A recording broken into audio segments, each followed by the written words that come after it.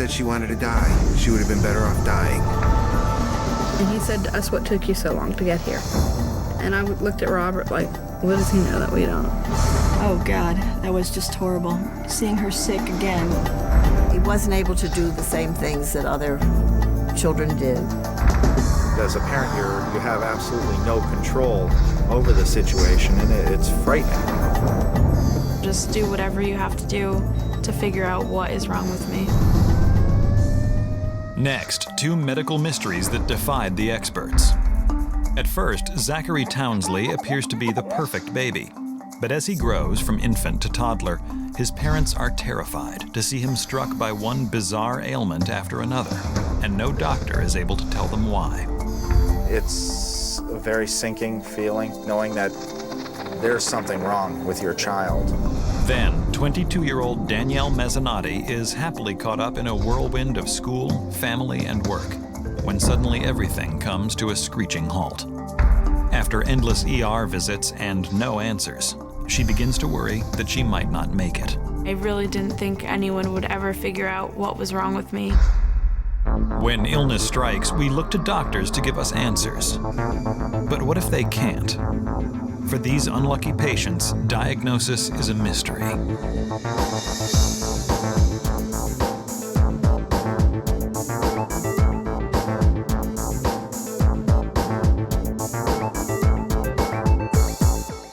In the fall of 1999, Florida natives Janine and Robert Townsley are thrilled to learn that Janine is pregnant with their second child.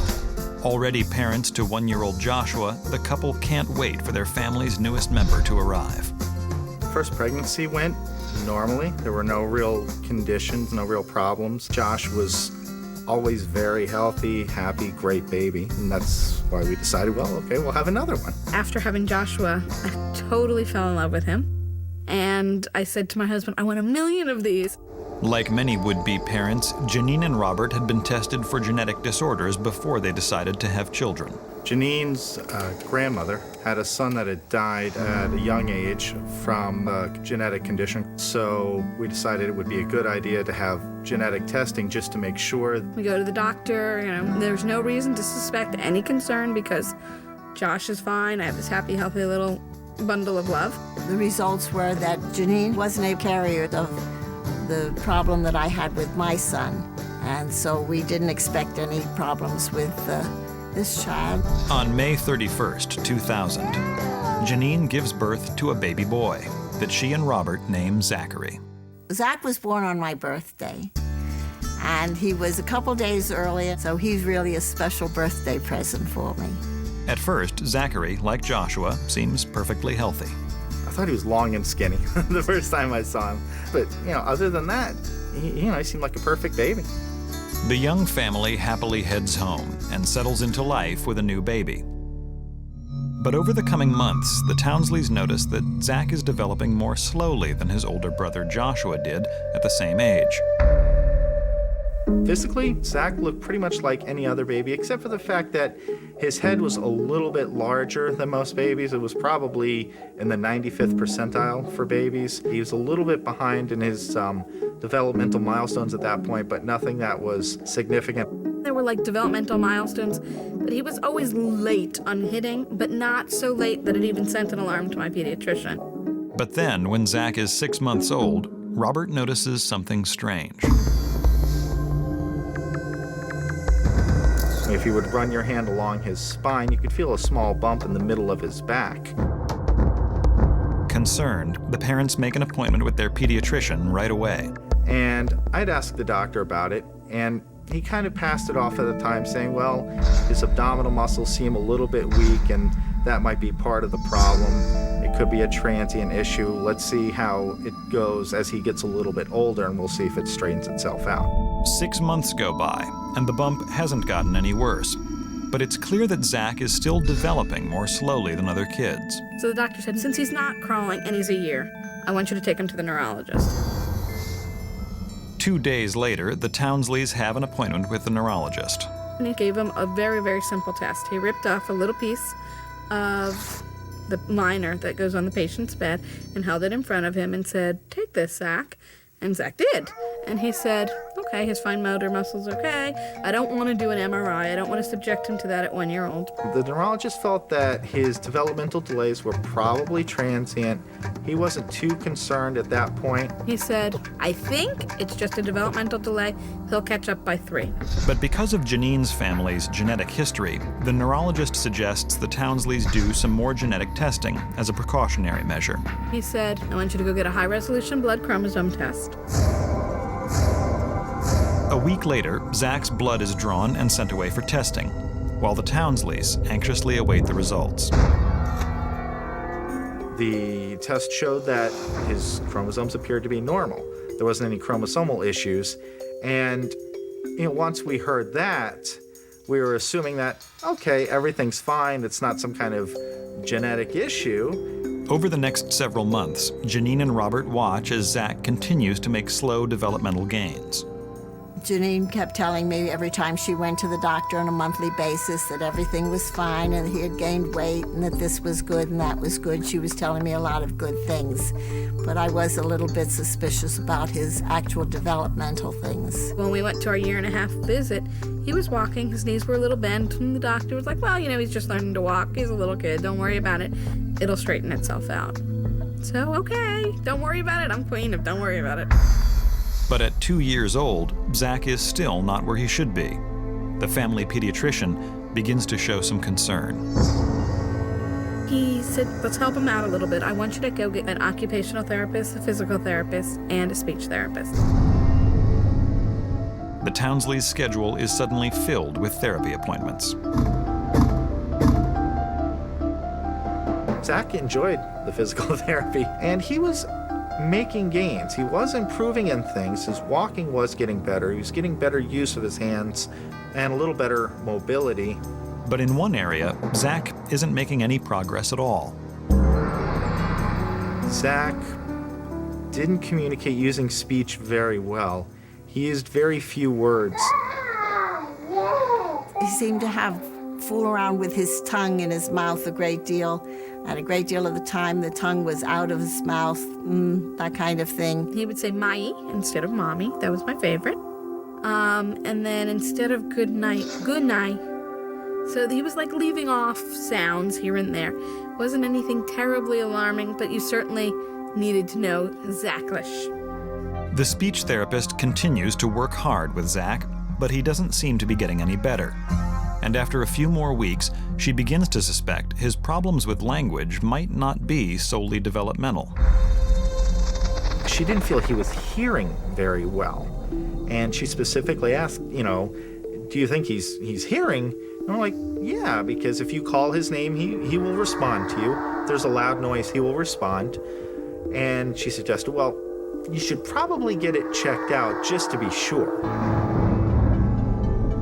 Despite some skepticism, Janine makes an appointment with a local audiologist. We arrive at the hospital, and she says to me, "Hi, Mom. What do you think? Do you think Zach can hear?" And I said, "Oh, absolutely." And she said, "Oh, good. Come, we're going to go into the soundproof box, go in with him, and I'm going to have some noise, and we're going to give him a test." And he's not paying any attention to the noise.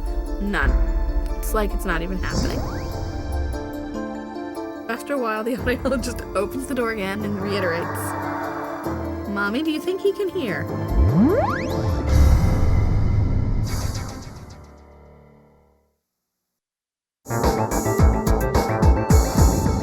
Janine and Robert Townsley's son Zachary has spent the last 3 months in intense occupational, physical, and speech therapy to help with his developmental delays. His parents have been encouraged by the progress he's made, but when they take Zach to get his hearing tested, they're completely unprepared for what the audiologist tells them. It was very surprising to hear the audiologist say, well, he's only really hearing at a 20% level of a normal child. I was like, no, not Zach. Zach can hear fine. Well, okay, maybe I have to yell at him a little louder than I would think normally, but I just pass it off to stubbornness. Next, the audiologist puts a vibrating tuning fork against Zach's head and performs a bone conduction test. If Zach can hear the tune, the problem is conductive, meaning there's some sort of blockage caused by fluid buildup. If he can't, it means he's sustained damage to his auditory nerves, a much more serious problem. And as soon as they did that, they saw him responding immediately. The conclusion was that he had a buildup of fluid in his ear that was causing a conductive hearing loss. But the audiologist said the good thing about it is that it is treatable. If we can remove the fluid that's inside his ears, he'll be able to hear much better. And so I go back to my physical therapist and I report to them, Zach has a conductive hearing loss. And they say to me, ta-da, that's why he walks with bent knees, Mom. His equilibrium is thrown off by the water. So I was like, oh, everything's gonna be solved. We'll fix these ears and Zach will just begin to blossom like Joshua did. It's just a little manufactured defect. Zach's is a common problem amongst young children and can be easily remedied with a minor surgery. We were a little bit nervous because you never know what's going to happen. Are there going to be any problems or any complications? And as a parent, you have absolutely no control over the situation, and it's frightening. The Townsleys bring Zach in for the procedure, during which the surgeon implants a small plastic tube in Zach's eardrum. This will help the fluid drain out of his middle ear. After about a year, the tubes naturally fall out, and most children never have another auditory issue.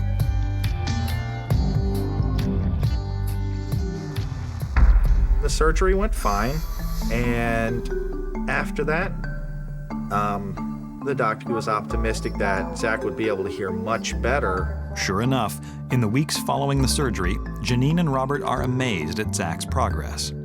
They put the tubes in, and that seemed to have improved things a great deal for him. He responded more to speech. He seemed to be hearing much better.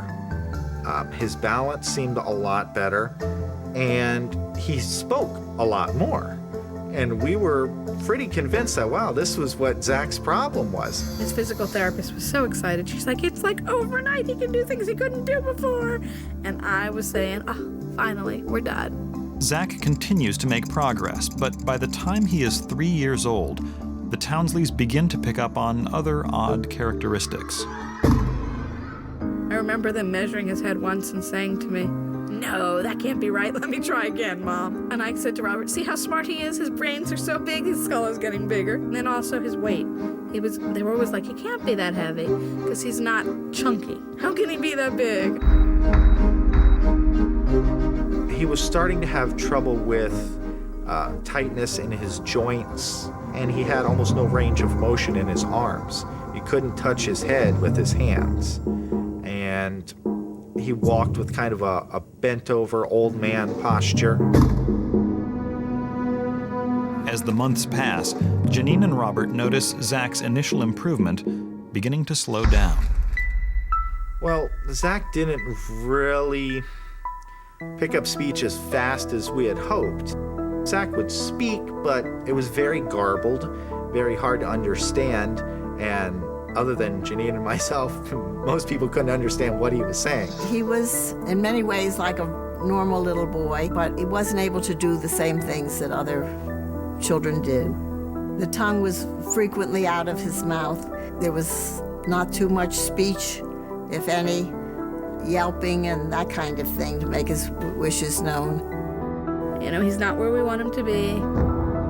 But the neurologist said by 3 he would have caught up. I was going, what's wrong with him?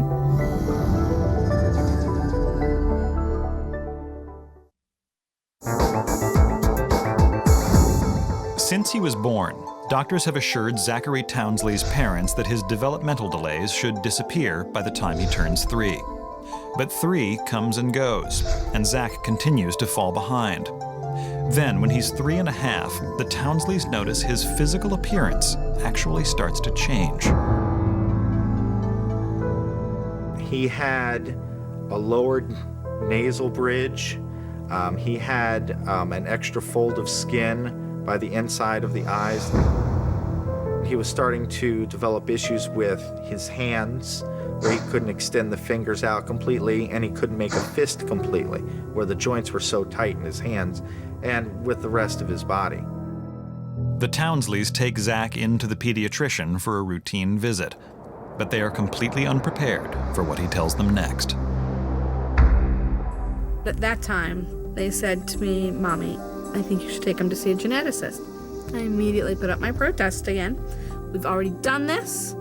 You've given him the high-resolution blood chromosome test. He's fine. And he said, Mommy, you didn't see a geneticist. I said, yes, I did. You took the blood. Remember, we sent it. He said, no. I said, I want you to go see a geneticist. The pediatrician explains that though a basic genetic blood workup had been performed, a geneticist will need to thoroughly examine Zach and then decide what additional tests need to be run. As soon as he said, I want you to go see a geneticist, I knew what he wasn't saying. There's something wrong. I was very scared because, there's always that thought in the back of your head, well, maybe the test was wrong when we were screened. Fearing the worst, the Townsleys make an appointment with geneticist Dr. Paul Benke. When he saw us walking in the hallway as we were coming in, he looked at Zach and he said to us, what took you so long to get here? And I looked at Robert like, what does he know that we don't? Zach came to my clinic and he looked like other boys in many ways, but he had slightly coarse features and he didn't move his hands very well. His forehead is a little thickened. His front of his face is a little bit fuller than we usually see. His lips are a little bit fuller than we usually see. He had some hearing issues. Dr. Benke takes one look at Zach and already begins to narrow the possibilities down. He then conducts a full interview with the Townsleys, hoping to gather more clues. We took the family history. We found that there was a positive family history for a similarly affected relative. Years ago, the mother's brother had similar coarse features and died as a teenager. Right away, he knows this is a critical piece of information, but it's still too soon to make a determination. Next, Dr. Benke meticulously examines every inch of Zach's body. Zach's physical examination was key here because he had these slightly coarse features. Dr. Benke measured Zach's head, the size of his head. He looked at his feet, he looked at his hands, he touched them, he manipulated them, he asked me about how he ate with them. Dr. Benke now has a hunch it's one of two things, and thinks the answer may lie in Zach's eyes. As a last step, he takes Zach into a darkened room where he examines them with a bright light. After Dr. Benke looked at his eyes, he said to me, I'm 97% sure what Zachary has. But I need you to go and have a blood test done before I can, go through all what the implications of this is. And so he gives us the information and tells me to take him home and to love him. Zach's blood is drawn and sent off to the one lab in the country that tests for the disorder Dr. Benke suspects. It's a very sinking feeling, knowing that there's something wrong with your child. You always hold out hope that maybe the doctor's wrong. There is always that small chance that it's not what he thinks it is. And you're really wanting to get that phone call with the results, but at the same time dreading getting it.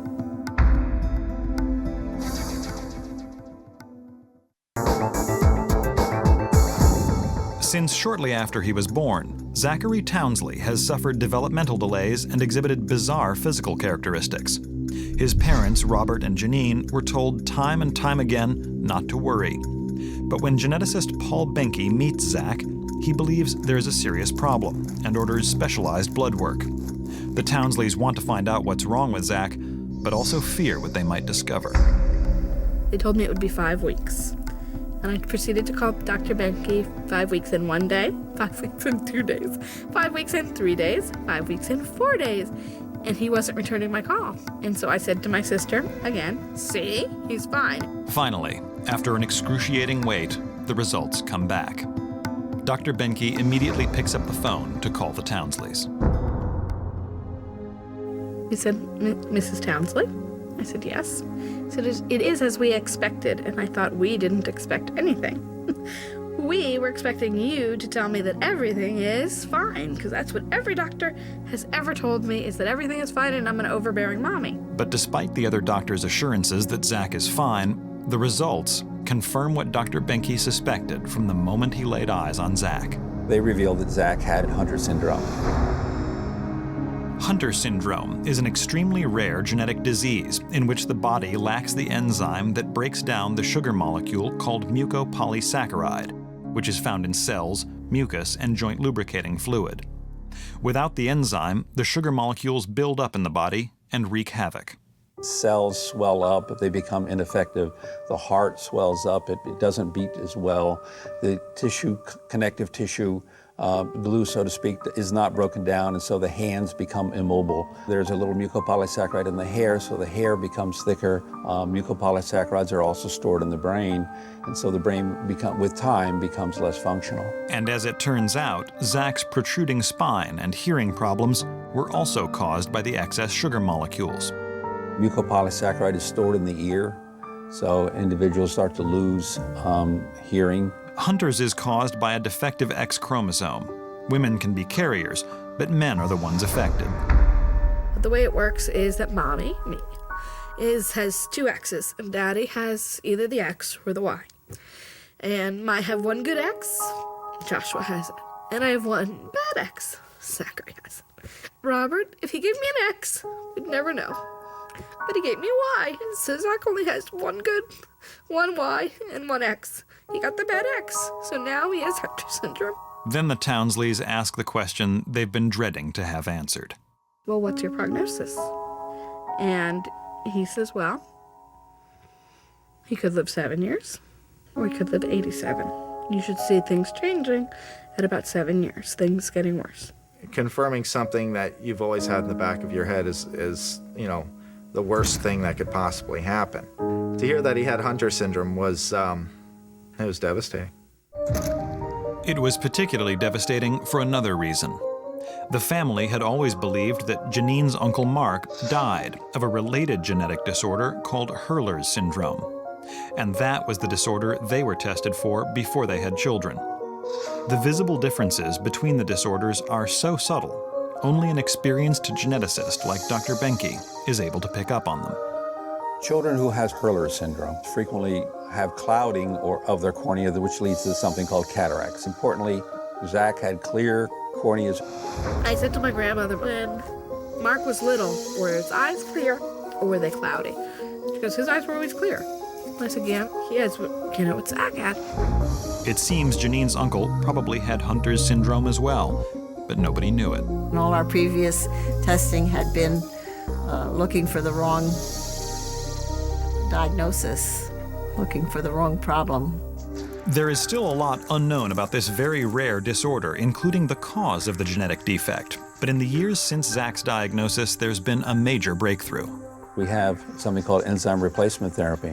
If he had gone undiagnosed, he would have gone the way of what happened years ago when people just sort of let things happen, and he would have died as a teenager. Now we have therapy so that Zach can have a more normal life. His hands can become more mobile, and he can play like other children. After Zach starts on the enzyme replacement therapy, the Townsleys quickly notice a change for the better.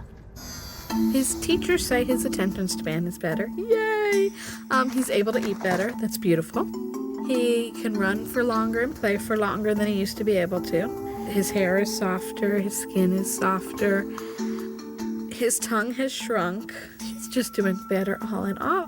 He's responded very well. The good news about enzyme replacement therapy is that Zach's daily functions have increased dramatically. It's not a cure for Hunter syndrome. It does not currently address the problems with the central nervous system, but it does help with most of the other physical problems that children with Hunter syndrome have. And we're hoping that in time they will have the ability to get the drug into the central nervous system. Today, after nearly a year of the therapy, Zach is doing well, and the Townsleys have high hopes for the future. He's running around, he's playing, he's happy, he's smiling, he laughs. You know, he's Zach. I've informed all his doctors that he will be 87, so they need to adjust to him. You're gonna have him for a long time. I'll be pushing him in at 54. Zachary Townsley's problems began to manifest themselves at a very early age. But Danielle Mezzanotte has hardly been sick a day in her life when out of the blue, she is struck with a debilitating illness. At 22, Danielle is just a few months away from getting her degree in psychology.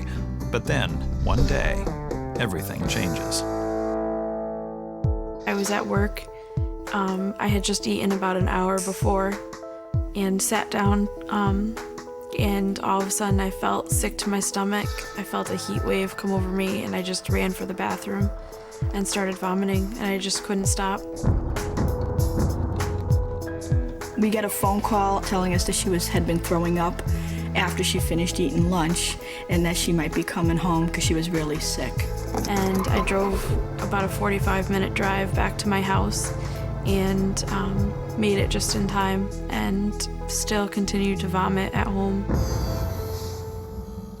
By the time Danielle finally gets to sleep that night, she's vomited over 20 times.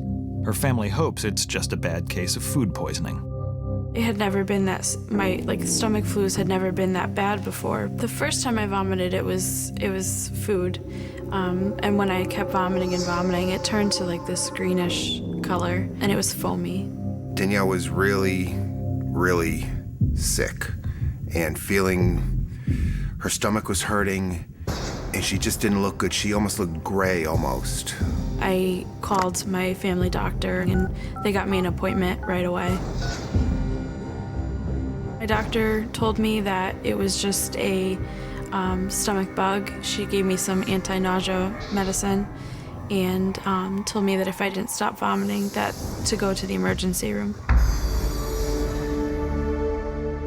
We didn't know, what to expect, but she came home and she was vomiting. I mean, just couldn't stop, and there was nothing that she was really throwing up, just the bile and just feeling very nauseous. So we went to the hospital. And that's when things started happening. In the ER, Danielle's uncontrollable vomiting continues. When blood tests show that she is severely dehydrated and her electrolytes are out of whack, she's immediately given anti-vomiting drugs and admitted for testing.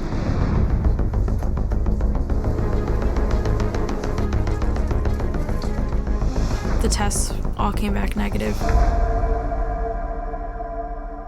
And blood work was normal except for the fact that I was dehydrated. The medication works well enough that Danielle stops vomiting, and doctors are able to take her medical history. When she tells them that gallstones run in her family, suddenly everything makes sense.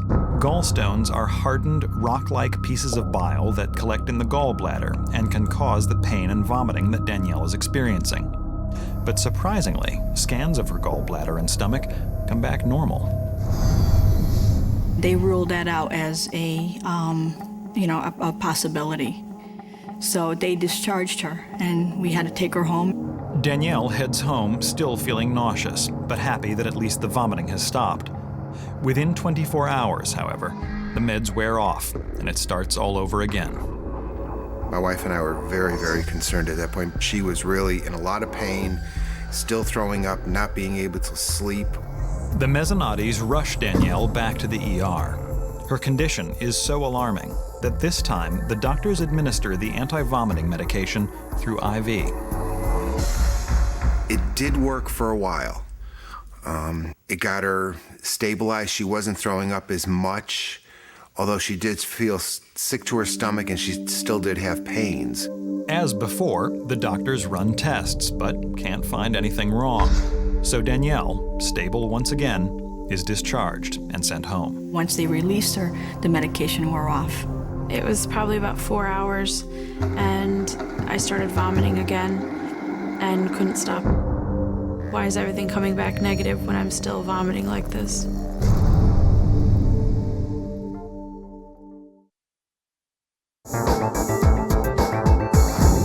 Danielle Mezzanotti has been vomiting uncontrollably for the past week, and no doctor has been able to tell her why. The only relief comes with the help of IV antiemetics she receives in the ER, but it is temporary. Within hours of being discharged, the violent vomiting begins again, and over the next 2 weeks, Danielle falls into a grim routine. It was pretty much in and out of the emergency room. Every single time they would get me to stop vomiting for about 4 hours with the IV medications. they would think that I'm all better and I'm not going to vomit anymore, and they would send me home with oral medications, and those didn't work for me. Now, after 3 straight weeks, the vomiting has wreaked havoc on Danielle's body.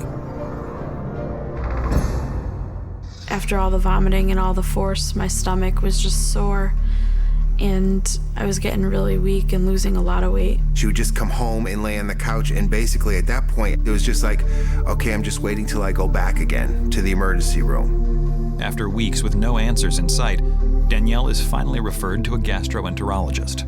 The first meeting with the gastroenterologist, he admitted me to the hospital for a weekend to take care of me and to do some more tests, and they stopped the vomiting for the whole weekend. The gastroenterologist wants to get a clear look at Danielle's digestive tract, so he decides to perform a colonoscopy, a procedure that allows the doctor to look at the inside of Danielle's colon. You don't know how much my wife and I prayed that the GI doctor found something, because at this point they had already pretty much said, we don't know what to do.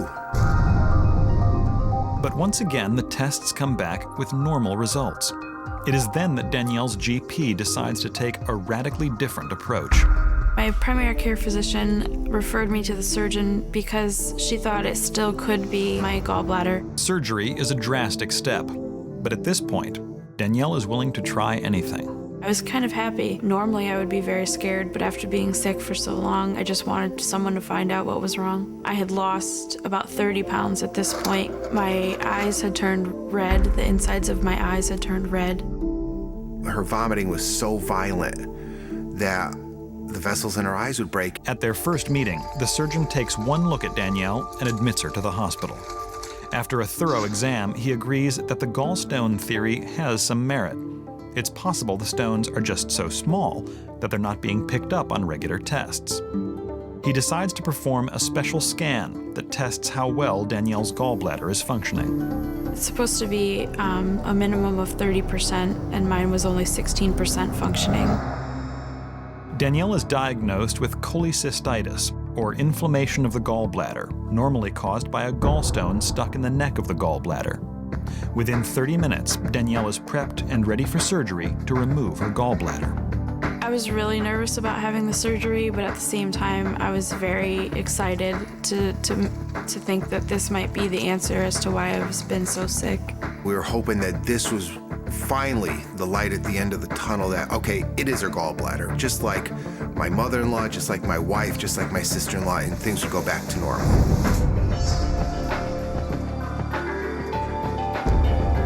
4 hours later, Danielle slowly comes out of the anesthesia, and for the first time in weeks, doesn't feel like throwing up. After the surgery, I was able to eat, I was able to drink, I had no nausea whatsoever, a little bit of pain from the surgery, but I was on medication for that, and I felt 100% better. After 3 days recovering in the hospital, Danielle is discharged and heads home. I was able to do many things that I hadn't done, and everything seemed to be going really well. But then the inconceivable happens. Danielle starts vomiting again. Oh God, that was just horrible. Seeing her sick again, thinking we thought we fixed the problem. It got frustrating, and now where do we go next? The Mezzanottis rush back to the ER, where doctors are shocked to discover that removing Danielle's gallbladder didn't do the trick. They admit her and page her surgeon to see if there's anything more he can do. When I went back to the surgeon, he said he really didn't know again what it was, but the pain I was having had moved down to my right side and lower, and he thought that maybe it could be my appendix. Danielle is prepped for an emergency appendectomy. This time with the surgery, I wasn't as worried. I just was more fed up than anything. Just do whatever you have to do to figure out what is wrong with me. I was very nervous because there were no guarantees at that point. Here he is starting to remove body parts. Okay, we understand that you can live without your gallbladder, you can live without your appendix, but that's 2 body parts that she doesn't have anymore. 4 hours after the surgeon makes his first cut, Danielle wakes up in post-op, and again, she's feeling much better. The surgery went really well. They removed my appendix, and when they did the exploratory surgery, they really didn't find anything wrong. After a quick recovery period in the hospital, Danielle heads home. But she's barely home 36 hours before it starts all over again.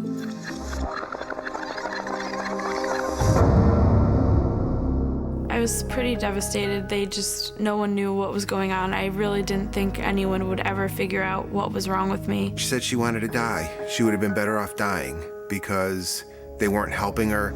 Danielle rushes back to the hospital, dangerously weak and desperate for help. At this point, I was losing way too much weight. My gastroenterologist decided to put in a PICC line to help feed me through it. This way I was getting nourished at the same time when I couldn't keep anything down. The gastroenterologist orders a new round of tests, but this time, when the results come back normal, he begins to suspect the problem may not be entirely physical. After a while, when I couldn't, stop vomiting and all the surgeries hadn't worked and all the tests were coming back negative, the doctors started to think it was all in my head. They had asked me if she used to put her fingers down her throat or used to make herself throw up. They were suggesting that she was actually making herself sick. That I couldn't believe. But again, at that point, I was reaching for straws. I was looking for anything.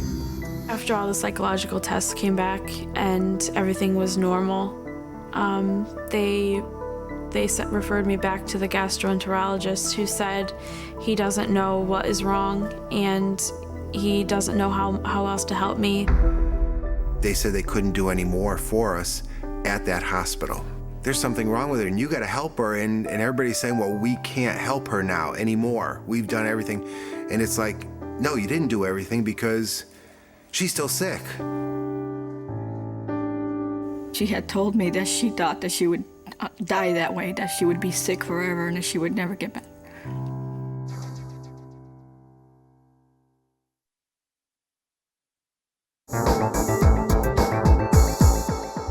22-year-old Danielle Mezzanotte is devastated when, after 8 weeks of non-stop vomiting and 2 surgeries, doctors tell her there is nothing more they can do to help her and send her on her way. I was in disbelief. I was like, how can you turn someone away?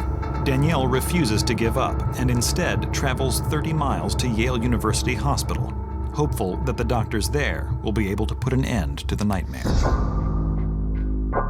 They were concerned right away because I did have a PICC line, so they knew something had been going on with me. We explained the story, and they were saying, we are going to find out what is wrong with you, and they were just running all kinds of tests. There, they had a huge team of doctors come in on a regular basis, and they were looking at all kinds of things. And everything was coming back negative. They weren't finding anything wrong whatsoever. Danielle's attending physician is stumped. How are all of Danielle's tests coming back with normal results when she's clearly so sick? The physician brings in gastroenterologist Priya Jamadar to take a closer look. Well, frankly, I wasn't quite sure what was going on. She clearly looked like she'd been through a lot. All her investigations were essentially unremarkable, yet she was in excruciating pain and was clearly very disabled by her symptoms. After a thorough exam of Danielle and a review of her charts, Dr. Jamadar thinks that despite all the normal tests, the key to Danielle's diagnosis is a structural problem deep in her digestive tract.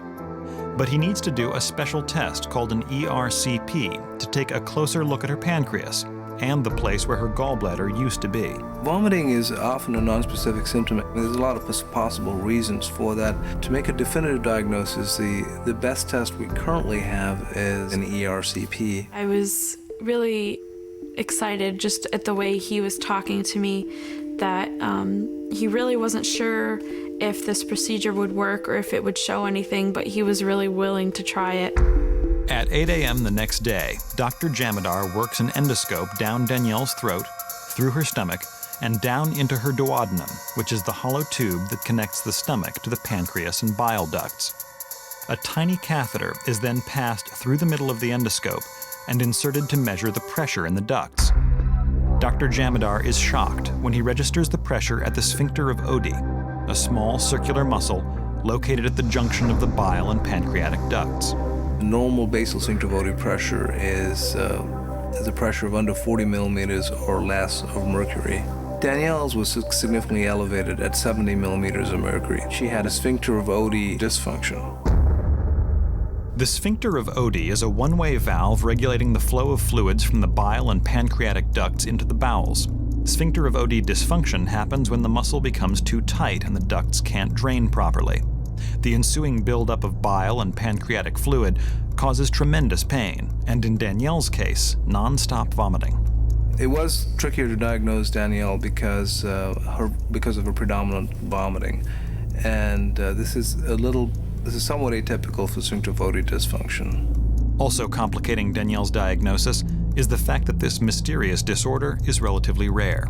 It's really essentially unknown as to what exactly causes dysfunction of the sphincter in one particular patient. It's not seen that often by physicians who perform ERCP. I probably do about 100 sphincter of Oddi patients a year. Luckily for Danielle, sphincter of Oddi dysfunction can be cured right away through a procedure called a sphincterotomy.